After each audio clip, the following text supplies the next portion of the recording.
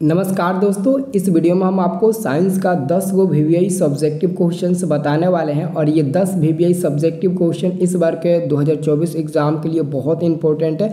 आप लोग इन सभी क्वेश्चंस को पहले कॉपी पर एक बार लिख कर याद करने का प्रयास करिएगा, क्योंकि इस बार के एग्ज़ाम ये क्वेश्चन 100% आने की संभावना है। ठीक है ना, तो अच्छे से याद कर लेना। पहले एक बार पढ़ लो, जैसे मैं बता रहा हूँ वैसे एक बार पढ़ लो, फिर इसको कॉपी पर लिख लेना। ठीक है ना। छोटू, यहाँ पर पहला नंबर क्वेश्चन है कि पानी में रखा हुआ सिक्का उठा हुआ दिखता है क्यों? आखिर में ऐसा क्यों होता है? तो दोस्तों इसका आंसर हम लोग देना चाहेंगे, जैसे जैसे कटोरों में पानी डालते हैं वैसे वैसे सिक्का पुनः धीरे धीरे ज़्यादा दिखाई देने लगता है, क्योंकि अपवर्तन के कारण सिक्के की स्थिति उसकी वास्तविक स्थिति से ऊपर उठता हुआ प्रतीत होता है। और यही कारण है कि पानी में कोई भी सिक्का हम लोग रखते हैं ना, तो हमको लगता है कि वो सिक्का एकदम ऊपर की ओर उठा हुआ है। ठीक है ना, तो यही आप लोग उत्तर में लिखिएगा। एकदम आसानी पूर्वक आप इसको याद भी कर सकते हैं छोटू। ठीक है ना। अब देखो अगला क्वेश्चन, ये क्वेश्चन तो 100% फिक्स है कि इस बार आएगा, हर बार आता भी है। क्वेश्चन है कि हीरा का अपवर्तनांक 2.42 होता है, इस कथन का क्या अभिप्राय है? मतलब कहने का मतलब है कि आपको पता होगा कि हीरा का अपवर्तनांक सबसे ज़्यादा होता है, यानी कि 2.42। तो इस कथन से आप क्या समझते हैं, इस कथन का क्या अभिप्राय है? तो बस थोड़ा सा आपको लिखना है, चूंकि हीरे का अपवर्तनांक सबसे अधिक होता है इसलिए इसका घनत्व भी अधिक होगा। आपको पता है हीरा का जो अपवर्तनांक होता है वो ज़्यादा होता है। जब हीरा का अपवर्तनांक ज़्यादा होगा ना, तो इसका घनत्व यानी कि डेंसिटी भी ज़्यादा होगा। अर्थात n बराबर हम लोग लिखते हैं C/V। क्या होते हैं? लिखते हैं C/V लिखते हैं छोटू। तो यहाँ पर C/V आपका ये आप लोगों को लिखना बहुत ज़रूरी होता है एग्जाम में। ठीक है ना, तो ये आप लोग जरूर लिखना।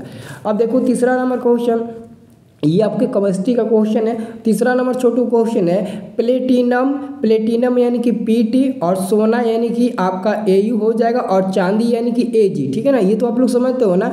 तो क्वेश्चन कह रहा है कि प्लेटिनम, सोना, चांदी का उपयोग आभूषण बनाने में किया जाता है क्यों?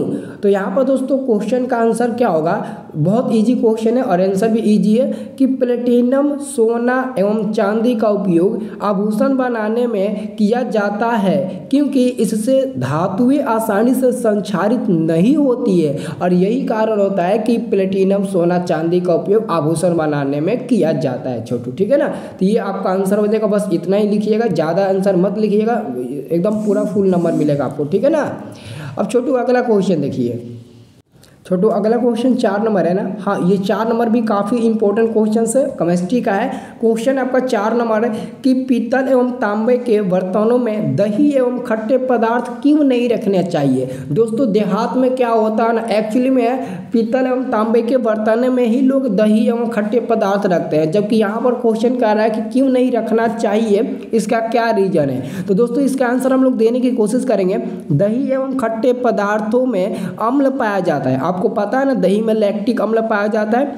तो दही एवं खट्टे पदार्थ, जो भी खट्टे पदार्थ होता है उसमें भी अम्ल पाया जाता है। ठीक है ना, तो दही एवं खट्टे पदार्थों में अम्ल पाया जाता है और धातुओं से अभिक्रिया कर लवण एवं H2 गैस का निर्माण करता है। यानी कि ये अम्ल जो होते हैं ना, वो धातुओं से अभिक्रिया कर लवण एवं H2 गैस का निर्माण करते हैं, जिसके कारण पदार्थ खाने योग्य नहीं रहता है और बर्तन संक्षारित हो जाता है। मतलब कि दोस्तों खट्टे एवं दही एवं खट्टे पदार्थों को हम लोग मतलब कि पीतल एवं तांबे के बर्तनों में इसलिए नहीं रख सकते हैं ना, क्योंकि जो भी खट्टे पदार्थ होता है ना, उसमें एक प्रकार का अम्ल पाया जाता है, कोई ना कोई अम्ल पाया जाता है, और वो अम्ल क्या करता है, किसी भी धातु से अभिक्रिया करता है ना, तो लवण और गैस का निर्माण करता है। ठीक है ना, H2 गैस का निर्माण करता है, और इसके कारण ये जो पदार्थ होता है ना, वो खाने योग्य नहीं रह पाता है। ठीक है ना, इसलिए बर्तन संक्षारित हो जाता है और पीतल एवं तांबे के बर्तन में खट्टे दूध एवं पदार्थ कोई भी मतलब कि नहीं रखना चाहिए। ठीक है ना, ये क्वेश्चन इंपॉर्टेंट है। अब देखो छोटू अगला क्वेश्चन है 5 नंबर, डोबेराइनर का त्रिक नियम। ये एग्जाम में आता है, 2 नंबर का क्वेश्चन मैं आपको बता देना चाहता हूँ। ठीक है ना, तो देखो डोबेराइनर का त्रिक नियम क्या कहता है? ये कहता है कि यदि समान गुण वाले 3 तत्व को परमाणु द्रव्यमान के बढ़ते क्रम में सजाया जाए तो बीच वाले एक तत्व परमाणु द्रव्यमान शेष 2 परमाणु द्रव्यमान के औसत के लगभग बराबर होता है। ये आपको कॉपी में पहले लिखना पड़ेगा, फिर इसको एक बार रिवीजन करिएगा। पहले आप कॉपी पर जरूर लिखिएगा छोटू। ठीक है, अब देखो अगला क्वेश्चन है उसी में का एक और केमिस्ट्री का क्वेश्चन है कि न्यूलैंड्स का अष्टक नियम क्या होता है। तो छोटू न्यूलैंड्स का अष्टक नियम होता है, अष्टक नियम का भी कुछ सिद्धांत होता है जिसको पढ़ना है, आपको लिखना है, एग्जाम में 2 नंबर का क्वेश्चन आएगा। तो इसका उत्तर होगा तत्वों को उनके परमाणु द्रव्यमान के बढ़ते हुए क्रम में सजाया जाए तो प्रत्येक 8वें तत्व का गुण पहले तत्व के समान होता है, इसे ही न्यूलैंड्स का अष्टक नियम कहते हैं। तो छोटू ये कॉपी पर ज़रूर आपका होना चाहिए, सभी लोगों की कॉपी में ये ज़रूर होना चाहिए, ठीक है ना। अब देखो अगला क्वेश्चन हम लोग पढ़ने वाले हैं। अगला क्वेश्चन है समयावता से आप क्या समझते हैं। ये तो वेरी इंपॉर्टेंट क्वेश्चन है, एकदम वेरी इंपॉर्टेंट क्वेश्चन है इस बार के 2024 एग्जाम के लिए, ठीक है ना। तो इसको एकदम याद कर लेना।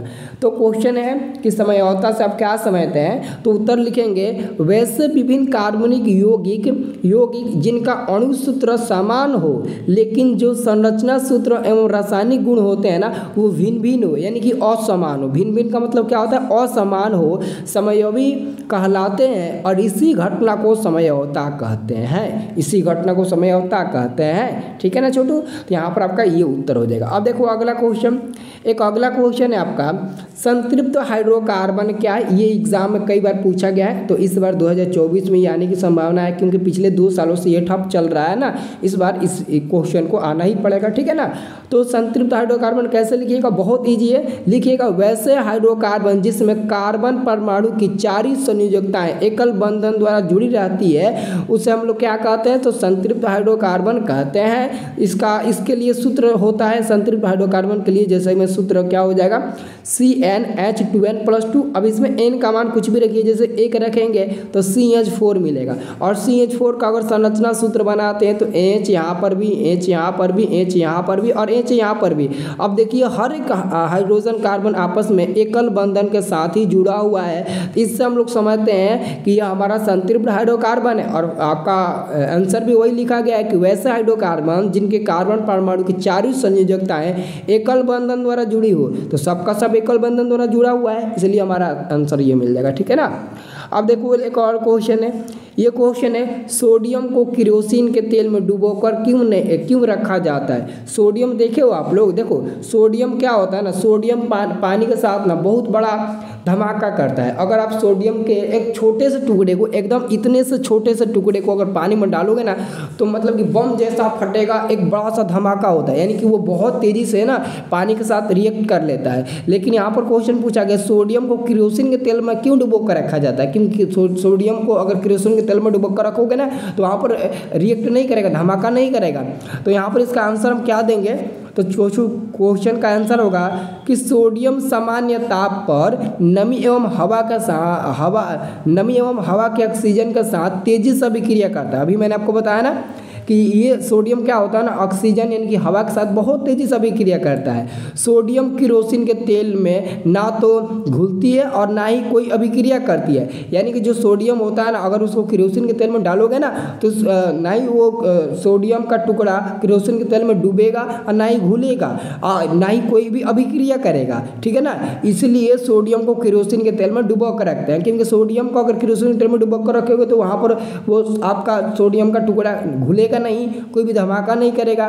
लेकिन अगर गलती से भी सोडियम को पानी के साथ रिएक्ट कर दिया, पानी में फेंक भी दिया, बहुत बड़ा धमाका होगा छोटू। तो ये सब बिल्कुल आप लोग मत करना, ठीक है ना, ये करने की भी कोशिश मत करना। आप लोग मोबाइल फ़ोन में देख लेना कि सोडियम का धमाका पानी के साथ कैसा होता है, आप लोग मोबाइल में ना सर्च मार कर देख लीजिएगा, बहुत बड़ा धमाका होता है, ठीक है ना छोटू। तो ये आपका आज का क्वेश्चन है। तो अभी मैं आपको ग्राफ बताने वाला था लेकिन टाइम नहीं मिल पाया इसलिए नहीं बता पाया, लेकिन आज जो शाम को क्लास लेंगे ना सेकंड क्लास आपका ग्राफ का ही होगा, ठीक है ना छोटू।